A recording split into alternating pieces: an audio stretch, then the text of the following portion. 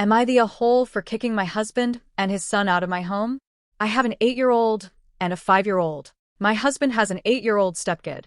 For 2 years, my stepkid has been physically abusing my 5-year-old.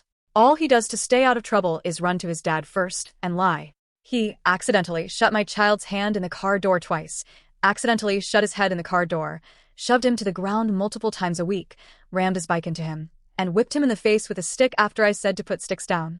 My dumbass husband just shrugs, says it could have been an accident, or reprimands my child for lying. He claims it is boys being boys, but only my child ends up hurt and crying. I used to discipline my stepkid by taking his phone, yelling, and sending him to his room.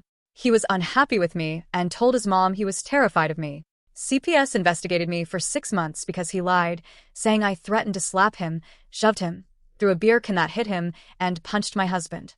None of this happened, so I am very careful now because he knows how to manipulate people. Yesterday, my 5-year-old got his first migraine with vomiting. I took him to the hospital, terrified it was from a head injury caused by my stepkid. At 9 p.m., I was getting the kids ice cream. My stepkid was playing a game on his phone, bumped into my child's ice cream, got some on his arm, and angrily screamed directly in my child's face. I quietly slid his phone away and said, "Don't yell at him. We're putting the game up until we can be nice." He went straight to my bedroom and told my husband. My husband came to the kitchen, confrontational, while my stepkid watched like a hawk, anticipating his dad drilling me. My husband asked why I took the phone, saying, "So he gets ice cream on him, then gets his phone taken?" I turned to my stepkid and calmly said I took it for yelling, that he has no right to bully my child, and mentioned taking my child to the hospital worried about a head injury he caused. My stepkid used a high-pitched voice to lie, and my husband stood behind me angrily asking what he said, turning it into, "Don't you dare blame him for migraines." My husband took the phone, gave it back, and sat down.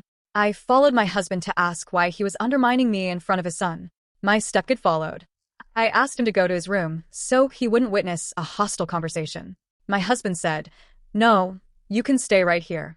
You can't tell him what to do." I tried again, but my stepkid looked at his dad and said, "My dad says I don't have to," and played on his phone. My husband doesn't even have a car right now.